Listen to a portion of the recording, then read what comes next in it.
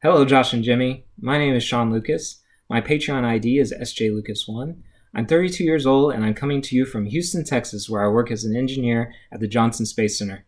And yeah, that is the one that the astronauts call whenever there's a problem. This is my game night's audition. So when it comes to commander and deck building, one of my favorite things to do is to take a mechanic that's not that well supported or not that powerful and then maximize it to the best it can possibly be. My favorite decks that I built this way is my Sephirus of the Hidden Ways dungeon deck. So one day, I'm playing at my LGS with this deck, and after he had cast a Torment of Hailfire that I somehow managed to survive, but the other players definitely did not, my only remaining opponent is a Nicol Bolas the Ravager Grixis Good Stuff deck. And if you've ever played against Grixis, you know they have a ton of good stuff to play.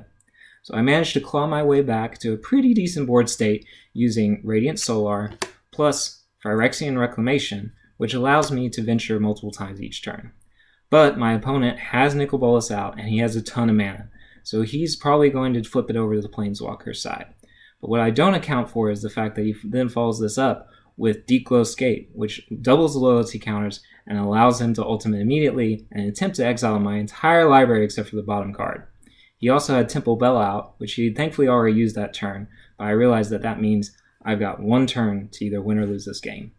With the ultimate on the stack, I realized in a very aha moment that I've got Viscera Seer out and I can scry. And what do you do when you scry? You can put things on the bottom.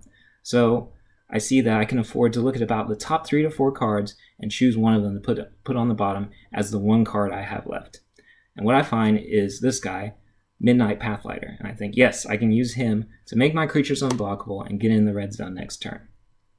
So I put him on the bottom, let the ultimate resolve, and go into my turn with only him in my library. I draw him, play him, swing in, venture very carefully into Tomb of Annihilation to make sure that I don't draw any extra cards, and in the end leave my opponent with about 10 life left. Goes into his turn, and of course he taps his Temple Bell and puts my loss essentially on the stack. But what he doesn't see in my very full graveyard is a Massacre Worm. So I use Radiant Solar, venture twice, complete the tomb, bring back Massacre Worm, kill a bunch of his creatures, drain him down to 0, and win the closest game of Magic that I've ever played before. That experience had everything that I love about Magic. It had synergy beating power, it had a creative use of the rules, and it had decisions that mattered every time.